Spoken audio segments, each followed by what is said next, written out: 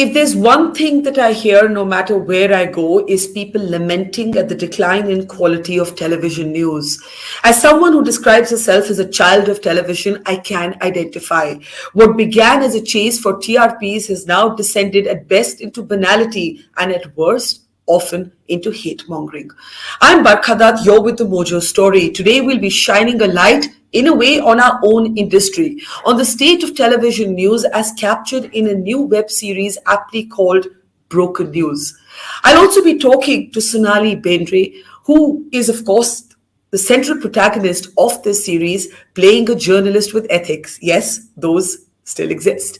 But Sonali will also be talking to us about her journey thus far, why she called herself an accidental actor, and why she looks upon this moment as a universe having given her a second chance. Let's go across now to Sonali, who made a very interesting comment. Sonali, you said, my colleagues have been acting. It's about time that I started doing the same as well. Why are you so hard on yourself? Why are you so self-deprecating? I think I'm just being truthful, Barkha, quite honestly. It's not, it's just being honest. And I always believed that if I'm not going to be honest with myself, I'm never going to evolve. And eventually, that's what it is, Barkha. We look at the mirror at the end of the day or go to bed, it's us. And there is no covering up over there. And that's the way I've always been. So just being honest. This moment, one of the interesting things about it is that you're in real life a woman in your 40s, and your character is also a woman in her 40s. Maybe 15 years ago, the film industry would not have offered a woman in her 40s a central role. So it's an ensemble cast, and Jaideep Palawat and Shreya are like this is the three people, and that's the character in this. I wouldn't say that I'm headlining this. There have been projects that have come to me which would be headlining, but I didn't like the role in it. I really liked the character I play in this series. Like you said, the first thing was that I wanted to play my age. Definitely that was a challenge. Also because before this, like literally 5 to 6 years ago, this was a slightly remote possibility. So it's exciting times for us as an actor. And for me, that was a very, very important thing. I wanted to come back because it is a comeback in that sense to fiction and in life. I wanted to come back with a role where I could play my age, where my character had a strong voice. I really wanted to come back with something that was relevant, and I wanted hope in it. And that was very important also for me. So I think this kind of ticked all those boxes. So here I am, Amina Qureshi, Editor-in-Chief of Awaz Bharti. Yeah, and we'll talk more about that in a moment. But when you say that you wanted to play your age, look at the men on screen, right? At least on the big screen. None of them are playing their age. They're all romancing women. Even today, women half their ages. Why was it? Yes, in fact, Go ahead. Yes, actors that I have worked with still continue to work, and I'm trying to find a different genre and a zone. I don't know why it is like that. And I think that is actually all I can do is guess about it. And that would be, I think society is that way until we don't evolve out of that and start having stories where we are looking at women in a different way. I don't think that's ever going to happen. This, I think, is a beginning where at least there's a platform where you can put certain kind of stories out, and and I'm hoping that we can kind of evolve to where women at my age will be doing really fantastic roles, headlining projects, and it's beginning to happen. So I'm very excited for this change. How frustrating has the blatant sexism of the industry been for you? Because as you said, you were a co-star to the big mega stars like Amir Khan and so on. The three Khans in their 50s now still playing heroes. Not their fault, but they're still playing heroes. Often the women they're romantically positioned against, as I said, would be in their 20s. That is sexism, isn't it? I mean, what else do you call it? It is, Barkha, but like you said, I don't want to be politically correct, but yet when I look at it in a very when you step back a bit and look at it, it is. But we live in a society that is sexist, and that is a conversation, thankfully, with the Me Too movement and with the way, the kind of stories that are being told, the voices that we can hear. we're at last beginning to have conversations about it. Earlier, there was, like when I was in 90s, when I was playing these roles, and if we were, it didn't even occur to us that what is happening to us is sexism. It didn't even occur. At least today, when I sit there, I'll say, okay, I'm not getting the same pay as somebody else. Maybe if there is a pay gap, I'll say, okay, I accept it or I don't want to accept it. That choice is there. But earlier, was not even aware of it. It was just that's the way it was, and that's the way we lived our life. So, Sonali, I find it very interesting that you say that, in your first innings, in your first avatar, you didn't even recognize sexism as sexism. You didn't even think that not being paid the same was unfair. When do you remember, if you look back at that time, that you first felt bad at not being treated strictly as an equal? So that's the conditioning that we are all brought up in to a major degree. Though we are three girls, and so we always felt at home that my God, our parents never said we wish we had a boy, and they were so happy with having three daughters and bringing us up as girls. But what as I grew up, I realized is bringing you up as girls and daughters is different from bringing you as good as a son. There's a difference. So there is a certain amount of stuff, and probably it comes from their own insecurities of you need to protect the girls or whatever that is. So that's been the conditioning. A lot of women will identify with that. The time that we are coming into with the conversations that happen around us now, we're all becoming more aware of the fact that we are conditioned somewhere, from our childhood to expect things to be different. When you say where the pay thing is concerned, till somebody is drawing in more crowds than me and hence is getting paid more, I'm fine with that person getting paid more. But when you work with newer actors and where you are the one who are drawing in the crowd, and then if you don't get that kind of money, that's where it pinches. I'm fine with understanding the fact that, whoever draws in the more crowd, he gets paid more. As long as it is not gender based, it's fine with me. But so later on, after I'd worked a bit, and when I started working with newer people, and when this sort of a thing started happening, is when you realized it. Yeah. I always say two things. One, that we are protected in chains of gold. Even when people think they're being kind to women, they're actually chaining us. So I think when you speak Yeah. about girls being brought up in this kind of protective way, Yeah. it's very tough to set your girls free, but that's what one has to do. And the other is, of course, how even the most feminist women are somehow shy about asking for money. So I think those are important points that you make. So I was reading a scroll website review of Broken News, and it said about you that this is probably the first time that Sonali Bendre has been cast as a thinking woman, and that got me thinking. Do you feel that you were underestimated in your first innings? I know you've said somewhere that you had to do a whole bunch of cringe projects just to pay the rent. Yeah, and that was what was the priority at that point of time. So that's what was done. But I love the fact that they said it. I haven't seen this review. I really want to see this review because it's taken me a long time, and I've said no to a lot of work, and I waited to kind of break that image, if I can say that. Look, when I start, just having an image gets you work, and I have no regrets about it because it did get me the work, it did get me that paycheck, it made me the name I was. But when you have an image, it's very difficult to break out of it because then you're trapped in it. Like golden chains, this is another form of golden chains, I would say. So you're trapped in it. Now, to break out of it, I did need to take that time out, and this time out was needed by the time people started actually looking at me, and this kind of roles even started coming to me. And then I had to wait to actually get this role that I have chosen eventually. And so it's been a long wait to get the review which says I am a thinking actress or whatever. It's been a very, very long wait, and believe me, I am going to cherish that.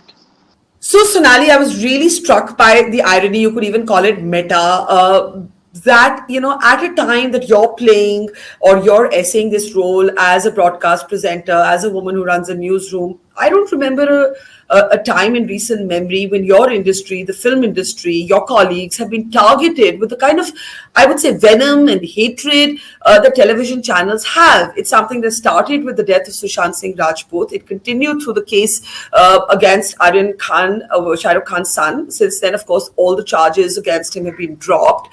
And then, of course, there was this big nepotism debate. So it's really ironic because, you're almost sort of playing the role from my side of the fence. Not that I endorse any of what TV channels did in that time.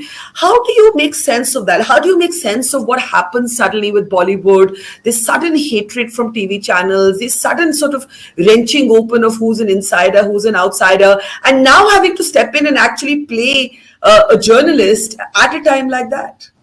So, Barkha, that period that you talk about was heartbreaking. It was really heartbreaking. And there was a time when you actually said that, my God, I've spent my life in this industry. I've made a family out of this industry. And I'm an outsider, Barkha, a complete outsider. So what is everybody talking about was a thing. And I said, what have I missed that I've made a whole life out of it and it's being made to look like that? So definitely there was heartbreak when that was happening. But if you look back at it and when you again put a little distance, and that gives you a perspective when you look at it, film industry has always been a soft target, and it's always been targeted, be it really strange cases against us which just go on and on, even if there is no evidence for it, being called to strange places in the country, like really remote places, just so that, you're dragged all the way there and, people can gather there to see you. This has happened always. Some line somewhere and there is a case against you somewhere. These things have always happened against the film industry. I just think that the outlets at that point were maybe about 6-8 of them, and now it's like some 8,000 or 80,000, you can say, with everybody with a phone and a camera and with social media, everybody has an opinion. So I think the volume has just gone so much that you can't kind of hide away from it, and everybody is talking, and it just spreads so much more faster, and suddenly everybody starts treating it like this is gospel. And which again, I would say that as growing up, I always thought, we were always told, read the newspaper, general knowledge, And now what I feel is news is no longer knowledge, it's just information. And we as viewers now need to figure out, where is my information coming from? I need to see other points of view, look at the 360 degree. And that is why this show that I'm doing is so important, where even if it is a bit simplistic, it's time for people to kind of understand what goes on behind the scenes. What are the compulsions? What are the choices? And that the fact is that there are human beings behind those headlines. So once you start understanding how this works, you will start questioning where your news is coming from. Until viewers don't do that, I don't see an end to what has happened in the last few years. I agree with you. I left television because I got disillusioned with it. I got sick of being an employee. I wanted to run my own venture. But really, I did get disillusioned with the medium. I loved very much, and I still love journalism, but I just don't love at all how TV has evolved in this country. And I don't remember the last time, frankly, I watched television. And as I said, I'm a first generation broadcast journalist. But let me ask you this, there's a lovely sort of Fairs rendition of Bol Ke Lab Azad Hai over the credit at a time when even Fairs, because he was Pakistani, is politicized and is the subject of another very popular, the super hit of the year, Kashmir Files. So when you stepped into this character, how much did you really let yourself go? Did you think that, did you have to keep looking over your shoulder that, Bollywood's such a soft target, such a big subject and talking point for TV channels, and I better watch how I play this? Were you careful, or were you just yourself? So the thing is that this is the writers, directors, the people who kind of produce it. It's a collaborative effort. And as an actor, there's only that much control that you have over things. So what I can do is, okay, this is a story I think should be told. I think I want to be part of this story. And then you go about looking at what your character is. And I looked at Amina, and what I looked at Amina was a thought process. That if Amina at this point, at 40, if she has reached where she has reached, Barkha, that would have meant being interning somewhere, rookie reporter, correspondent, and also as a woman, for her to be editor-in-chief. She must have had to face glass ceilings, shatter them, and then reach there. So I kind of reached there and went back and kind of charted Amina's journey from the time she was born, the kind of family she was born into, to where she has reached today. And here in her 40s, when she is an editor-in-chief, is running a newsroom, which is such a powerful position, so to say, and then to be at a point where she is feeling powerless after having achieved all that she has achieved. She feels powerless.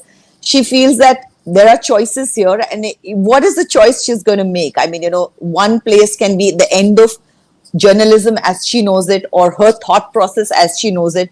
The other side, or the other side can mean,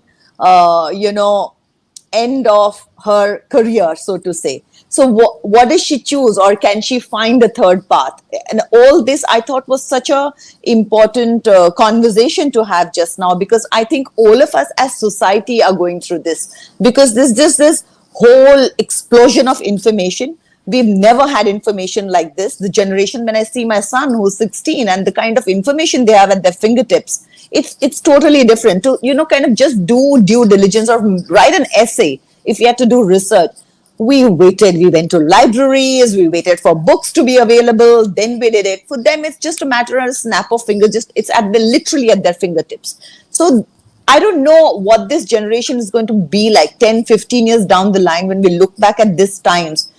It is a time of chaos, and because it's such a time of change, Barkha, and change is always chaotic, and we are in midst of that chaos. I think we'll only get a perspective on this a couple of years, or like a decade down the line.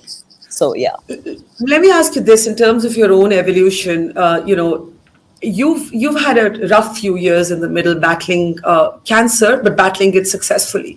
That must have, for you as an actor, and I know you and I've had this conversation at We the Women before, but in terms of confronting vanity, vanity is central to being a star, and then you get cancer, and suddenly sort of how you look becomes a different sort of conversation. How you feel becomes a much more important conversation. And in terms of dealing with that, because everybody feels shitty when they feel like their hair falls off, or they have some other autoimmune disorder. I have one with my skin, for example. But how you look is part of being an actor. How did you deal with that, and that journey from then to now? How has Sonali changed? One thing that helped me understand that journey, the vanity as you call it, and especially with that being your profession, how you look has been how you've earned your bread, butter, jam.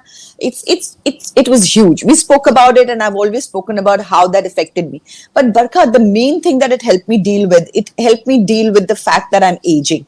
And that's the truth of life. And, we are all going to age, and I am going to look different, and to embrace that. I always felt that, I will be okay with growing older. And but when it actually starts happening, you're never totally, completely prepared, especially when you've been in this line of work. And, everybody around you is doing so many things. And it's so easy to kind of say that maybe I should also do this. Just a bit of it here and a bit of it there. And then you're in the trap again, and then there's no getting out of it. So what happened in 2018 with the loss of hair, with the scar, it just made me confront all those things which I would have probably confronted a few more years down the line, much earlier. At 24-inch scar? Yes, at least, 24 to 25-inch scar right down my middle. Then the hair loss. And so now I say that, also I've learned to appreciate the fact that there is beauty in imperfection. And if you look at it, I've always liked a smile with that crooked tooth a little more than just, the completely well done smile. And maybe it came from, I always had very straight line teeth. My mother has the same, and so maybe it came from that. I don't know where it came from. That was always a thing. And then when I sit back and I look at it, when I look at my mother now, Barkha, I don't think there's anyone more beautiful than her, with all those lines on her face, with the silver hair. There's just I find her so beautiful. And I just think it's time that I embraced it. Now, this kind of role, this kind of platforms, and also going through the journey I went through, I've just embraced it earlier. So the thing is that I don't think I want to fight something. That was also the other thing that cancer taught me. The day I said that I'm not going to fight cancer, but accept it as a fact that maybe universe is trying to teach me something, and let me take it and understand what is the lesson I have to learn from it. It helped me deal with it better. So I think Yeah. I'm just following and using that lesson for the way I look. And you look, as you said, you've never looked better, and I endorse that. I have to ask you a last question. What's You the know, one Barkha, thing? I have to say this to say the fact. As we talk about women, I've been so brought up to not talk about how I look that it has been so liberating for me to say that Yeah, line when it just yeah, came out once when I was doing an interview, and to say it. And I said, I stood back. I said, I can't believe I said it. But yes, I do yeah, feel it. I feel I'm looking the best I've ever looked because it's a life lived. I have yeah, stories that I can tell, and that's yeah. beautiful, I think. It is, and I couldn't agree more. A last question to you: what is something the old Sonali in Sonali 1.0 would have done that Sonali 2.0 would never do? Oh my God. I don't think that, no, I definitely no regrets about anything that I have done, because everything has taught me something. It's been a lesson. It's either you're meeting somebody or you're learning something. So no regrets at all about anything. And I genuinely mean it. And I think nothing could be a life better lived than to be able to say at its peak, and hopefully many more peaks to come, that you have no regrets. And we hope we see a lot more of you on screen, Sonali. Pleasure talking to you, and take care. Thank you, Barkha. It was my pleasure. Thank you. Thank you. It's great to see you here. Thank you for watching our work. If you haven't subscribed yet, don't forget to click the bell icon and subscribe to Mojo Story and support independent, robust journalism.